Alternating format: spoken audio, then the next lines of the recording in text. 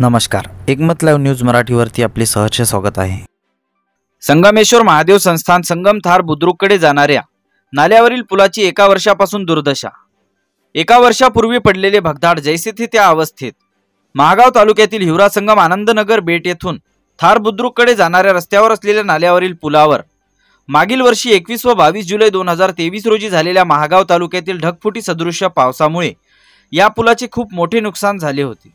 मात्र एका वर्षानंतर सुद्धा संबंधित विभागाकडून किंवा विभागाच्या लोकप्रतिनिधीकडून याची कोणत्याही प्रकारे दखल घेतली गेली नाही। या पुलावरून अनेक शाळकरी विद्यार्थी, गावकरी, शेतकरी तसेच संगमेश्वर महादेव संस्थान संगम येथे अनेक भाविक दर्शनासाठी जात असतात। या पुलावरील हे भगदाड ताबडतोब बुजवण्याची मागणी गावकऱ्यांकडून होत आहे।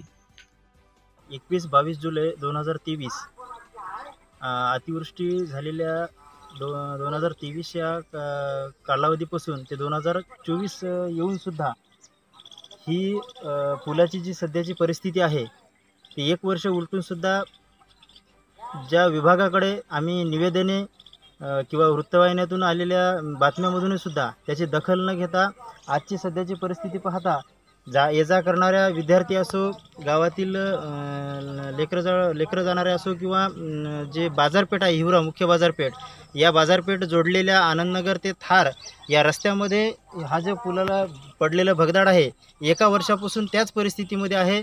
आम्हाला आमच्या माध्यमातून आपल्या वृत्तवाहिनीच्या माध्यमातून हीच विनंती आहे की या पुलाच्या भगदाडाची पुनर्भरण करून सध्याच्या परिस्थितीमध्ये जे आहे त्याच्या माध्यमातून ये जा करणाऱ्या विद्यार्थ्याला असो किंवा मार्केटला असलेल्या चांगल्या संध्याकाळच्या 8-9च्या येणाऱ्या माणसासाठी हा भगदाड जीवितहानीचा प्रकार होऊ शकतो। त्यामुळे माझं पुन्हा एकदा विनंती राहील की आपल्या माध्यमातून या प्रशासनाला विनंती राहील की आपण या बातमीची दखल घेऊन लवकरात लवकर याचा पुनर्भरण करावे ही विनंती। ग्रामसभेत कर्मभ्रष्ट, वेदविरोधी, लबाडधूर्त, चहाटखोर, व्यभिचारी, पापी, कपटी, चंचल, नास्तिक, उद्धट, खोटे बोलणारे लोक। Sandeep Kadam, Ekmat live news Marathi, Mahagaon.